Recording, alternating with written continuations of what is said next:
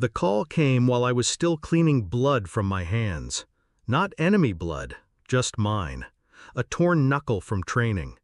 "Lieutenant," the sheriff's voice cracked across 1,000 miles. "A biker gang burned down your family's farmhouse. Your father and mother, they didn't make it." The room went still. My fellow soldiers looked at me, waiting. I didn't move. Grief didn't come, not yet. Only calculation. My captain broke the silence. 72 hours of compassionate leave. Do what you have to do. I nodded. The gang had 30 members. I had 72 hours. That gave me just over 2 hours per man. When I landed back home, the air smelled like smoke and ash. The farmhouse was gone, reduced to a black skeleton on scorched soil. The sheriff met me at the ruins. His face was tight, avoiding my eyes. They call themselves Iron Sons. Drugs, guns, women. Locals are terrified. Nobody talks. They own this town. I stared at the ground where my parents once stood. My mother's kitchen. My father's worn-out chair. Gone. 30 men. And still, something felt wrong. The fire hadn't been just rage. It had been precise. Windows smashed. Entrances blocked. Gasoline spread where escape would be impossible. This wasn't wild vengeance. It was execution. Someone gave the order. Someone made it personal. That meant betrayal. I didn't storm in, guns blazing. That wasn't my way. I started with silence.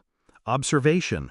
I watched the bars they drank in, the trucks they drove, the women who lingered at their tables. I followed the tattoos inked across their skin, every patch, every symbol. But one thing gnawed at me. My father. He'd once run supplies for some of these men, decades back. Small favors, debts, survival.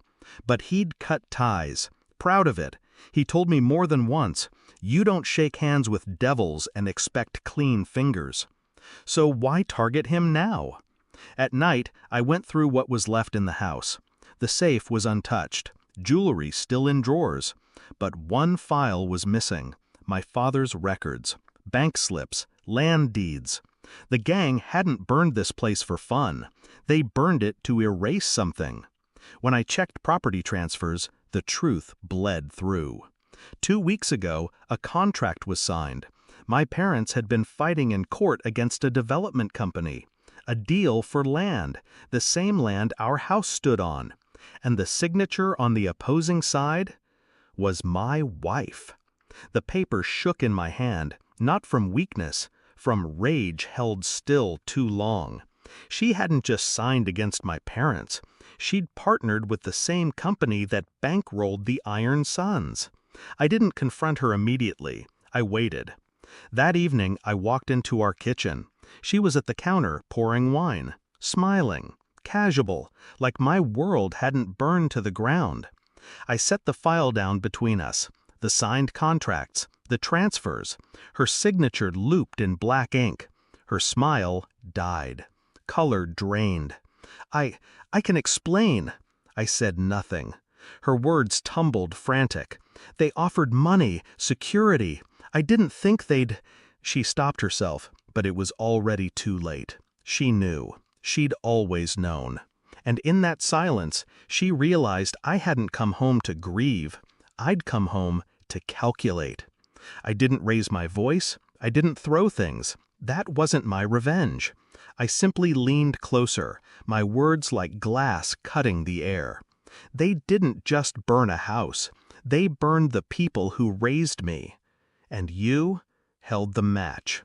Tears welled. Her hands trembled on the glass stem. "Please, I slid the documents across the counter.